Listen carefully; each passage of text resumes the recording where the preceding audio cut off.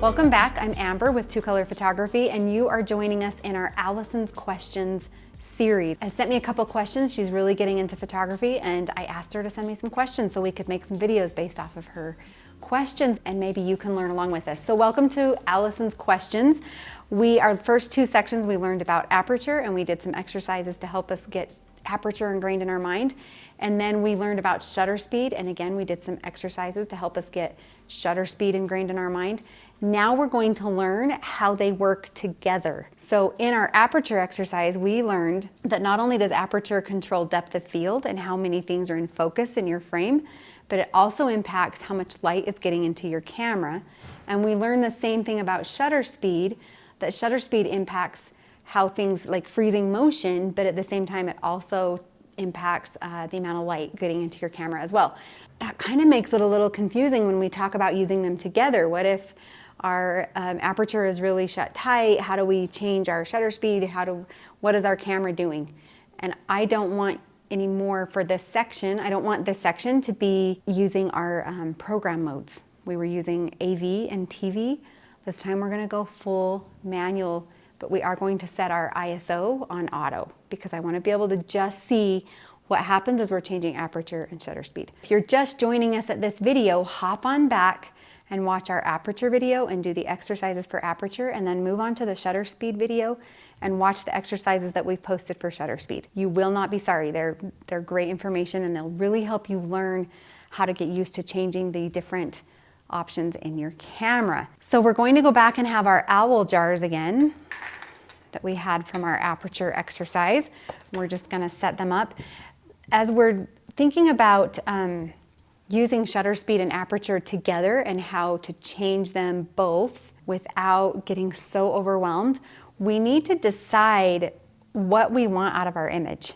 If we want the beautiful flowing waterfall, what we're going to be focusing on changing the most is our shutter speed, and then we'll balance it out with our aperture.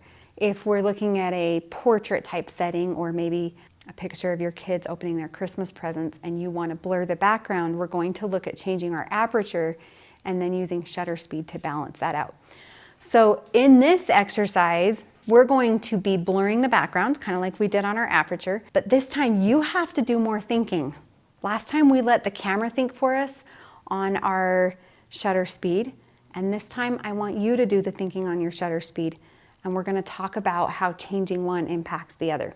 So the settings I want you to have, and I've been taking notes so that I don't have to go and that's one of the things that I want you to have for this exercise is a notebook and a pencil, or a notebook and a pen. We're going to start by setting our ISO to 800 and our shutter speed to 200, and then we're going to set our aperture as low as our lens will go. Remember that shutter speed and ISO are changed in camera, whereas aperture is something that is based off of which lenses you have. In this exercise, I'm assuming that you have a kit lens, the lens that came with the camera, and so you're probably only going to be able to go as low as 3.5. So we're setting our ISO to 800 and our shutter to 250 and our aperture as low as we can go. I'm going to do 3.5 because I'm going to try to match up what I think your camera is going to be. So I'm going to lower this down. We're going to fill the screen like we did in our aperture series. And yes, it helps if you make those sound effects. We're going to zoom in and fill the screen. And this time I'm actually focusing on this little guy in the middle. So we talked about when we dropped the spaghetti into the jar, and we talked about how you could always have a focal point and then everything around it was going to spread out. You can choose what your camera's focal point is, and in this exercise I want the little guy in the middle to be our focal point. And just like the spaghetti, everything along the edge, focal planes, not edge like a spaghetti, but like your focal planes are going to be out of focus. So these guys are out of focus, and these are out of focus, and he's in focus. So take the picture, we're just going to analyze it, and we're just going to check and make sure the exposure in our picture is just right. Remember, exposure is the amount of light, whether it's too bright or too dark. My image looks a little bright, so I'm going to want to adjust that a little bit. Another thing we need to decide is what we want out of this image. for this exercise, I want more things to be in focus. So maybe this is a landscape shot and I want the entire mountain and all of the trees to be in focus. So I am going to need to make my aperture hole smaller by increasing the number, my f-stop. So if I want to tighten down my aperture to make more of my scene in focus, that will help my exposure problem a little bit. But I want to go, I don't know, to like 6.5, maybe 7.1 on my aperture. And look what it's doing to my overall scene, because I've decreased the size of the hole in my aperture, letting less light in. And even though more of the scene will be in focus, less light's coming in, so the scene is actually too dark to even know what's in focus or not. So the only way we're going to be able to compensate, because I want you to keep your ISO at 800, is we're going to have to decrease our shutter speed to level that out. So here's the exercise. Go back to your 3.5, which is where we were at, and go back to your 1/250th, and we're going to count. So we already decided we wanted to go to 7.1 on our aperture. So we're going to count how many clicks it takes to get to 7.1. So we have 1, 2, 3, 4, 5, 6 clicks.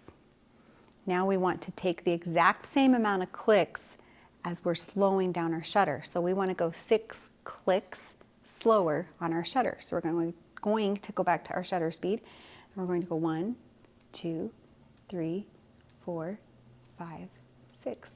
And then we have the exact same exposure that we had from our last picture. We can put them back to back. And what you're seeing in the background difference is this is the picture we shot at 3.5, and this is the picture we shot at FS 7.1. So we can start to see the things in the background a little bit more. So more of our scene is in focus. The little front cups are a little more in focus, whereas this one, the only little cup that's really in focus is our middle guy, and you can't really see. So if I wanted to go even more in focus, let's go, and we're going to count our clicks. Let's go up 3 clicks, just for kicks and giggles. 1, 2, 3. Let's lengthen our shutter speed by 3 clicks. 1, 2, 3. And take this picture. So now almost the entire scene is in focus. And if we compare it with the image we shot before, the exposures are all the same. If we look at it, as we're going back and forth, the only thing that's changing is how much is in focus in the background. I can see these little bolts on the tray a lot better in this one than I could in that one. But our overall exposure, how bright or dark our image is the same between the 2 pictures, the 3 pictures. The only problem, here's our con, here's our downside. Our shutter speed right now, we have gone down to 1/30th of a second, which is relatively too slow to freeze action. So in this case, I'm on my tripod and I'm fine. The objects aren't moving, the camera's not moving. I could have that shutter speed open a lot longer and I could freeze motion because nothing's moving. But if you're hand holding your camera and you're trying to take a picture of your child, you're not going to be able to freeze your child's motion, even if they're just standing. Even if you have a 16-year-old that can fold his arms and stand still and you're holding your camera, chances are at 1/30th of a second, you will not be able to freeze motion. So that's a downside with just knowing how to change aperture and shutter speed.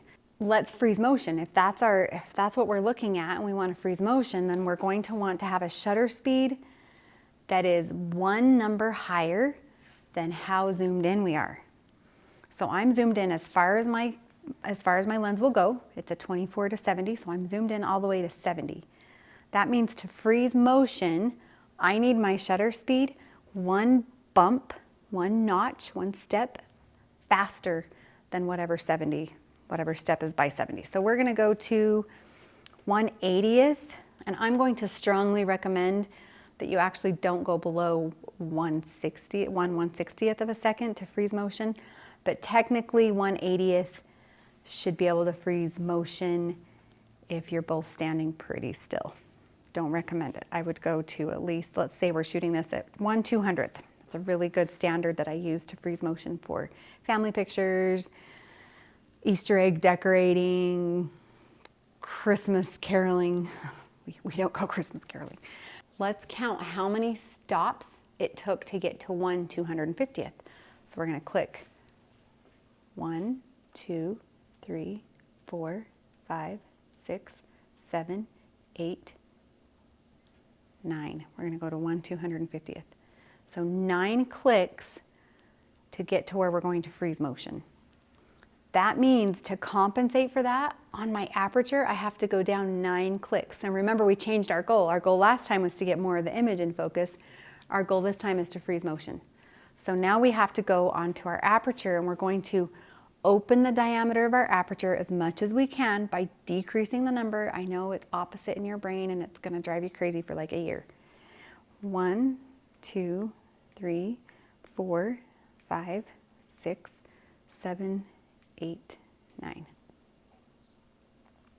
Now we're going to freeze motion, not that we're going to be able to tell, but our exposure will look the same, not our depth of field, but our exposure. So as we're talking about aperture and shutter speed together and how they impact each other lighting wise, you need to, number one, know what your goal is for your picture. Are you trying to freeze motion or blur the background? If you're trying to blur the background, set your aperture first and then compensate with your shutter speed. If you're trying to freeze motion of your kids running around and playing soccer, you need to set your shutter speed at a setting that will freeze motion and then compensate with your aperture. So what happens if you want a lot of the scene in focus and it causes you to have a shutter speed way too low so that you're not going to be able to freeze motion? That's where we talk about ISO, and that's going to be in our next lesson. So join us next time for our ISO segment. But before I let you go, I want you to practice this back and forth. I want you to ingrain in your mind where your knob is for ISO and for shutter speed. This is my, oh, I flipped into all these images. This one is shutter speed. This one is aperture. When I'm shooting, I'm going to take this off and put it up to my eye. Especially if I'm shooting a client, I don't want them to see me look at the image and then try to play with things. If I'm zooming in and I can tell in my viewfinder that the image is too dark, I want to be able to adjust it without ever leaving my eye from the screen. Or from, you know, I don't want to stop and go like this and try to figure out where I change shutter speed and where I change my aperture and what do I do, and let's try it again, let's try it again, let's try it again. There's a little knob or a little graph inside your viewfinder that tells you, according to what your camera thinks is correct, if you're overexposed or underexposed, and you can see it by looking into your viewfinder. So as I'm shooting and it tells me I'm about 1.5 stops overexposed, without even telling the client I'm doing anything, I can come in and change my exposure and they don't even know I've done anything, and I look really professional and I'm able to do it quickly. And if I am noticing that I'm not able to freeze motion of the kids, I can really quickly increase my shutter speed 2 stops, decrease my aperture 2 stops, and they don't even know I've done anything. So learning where your buttons are, and we're just gonna start with aperture and shutter speed today. Learn where they are, learn how to bump it down 2 times, compensate by bumping it up 2 times, back and forth until it's committed to your memory. Join us as we talk about ISO in our next segment, and we'll learn how they all 3 work together. And I'll add one more level of difficulty to learning about exposure. So thank you for joining us. Please subscribe to our channel and click the bell so that you receive notifications when we post our next video. Thanks for joining us, and we will talk to you later. Bye.